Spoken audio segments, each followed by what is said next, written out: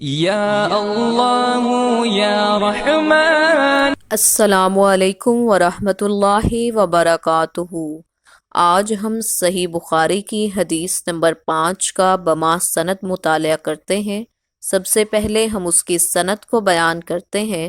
بسم اللہ الرحمن الرحیم۔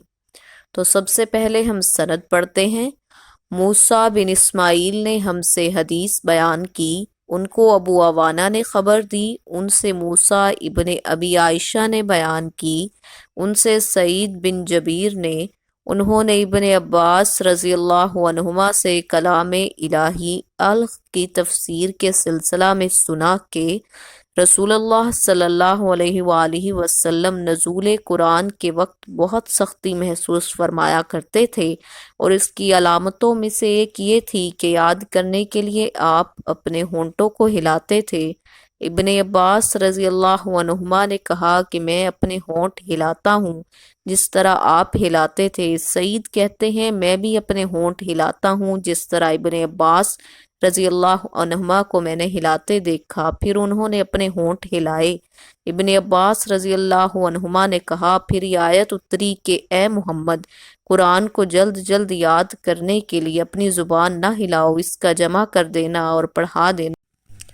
حضرت ابن عباس رضی اللہ عنہما کہتے ہیں یعنی قرآن آپ صلی اللہ علیہ وآلہ وسلم کے دل میں جما دینا اور پڑھا دینا ہمارے ذمہ ہے، پھر جب ہم پڑھ چکیں تو اس پڑھے ہوئے کی اتباع کرو۔ ابن عباس رضی اللہ عنہما فرماتے ہیں اس کا مطلب یہ ہے کہ آپ اس کو خاموشی کے ساتھ سنتے رہو، اس کے بعد مطلب سمجھا دینا ہمارے ذمہ ہے، پھر یقیناً یہ ہماری ذمہ داری ہے کہ آپ اس کو پڑھو۔ چنانچہ اس کے بعد جب آپ کے پاس حضرت جبرائیل علیہ السلام وحی لے کر آتے تو آپ توجہ سے سنتے، جب وہ چلے جاتے تو رسول اللہ صلی اللہ علیہ وآلہ وسلم اس وحی کو اسی طرح پڑھتے جس طرح حضرت جبرائیل علیہ السلام نے اسے پڑھا تھا۔ تو دوستو آج ہم نے صحیح بخاری کی حدیث نمبر 5 کا مطالعہ کیا۔ اگر اس حدیث کے سٹیٹس کے حوالے سے بات کی جائے تو اس کا سٹیٹس سندن صحیح ہے۔